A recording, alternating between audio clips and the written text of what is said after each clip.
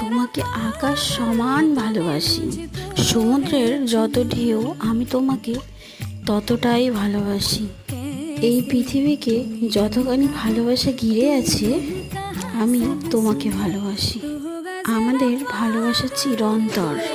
7 জন্মের পরেও যদি কিছু থেকে থাকে সেই জন্মেও আমি তোমাকেই চাইব, তোমারই থাকবো।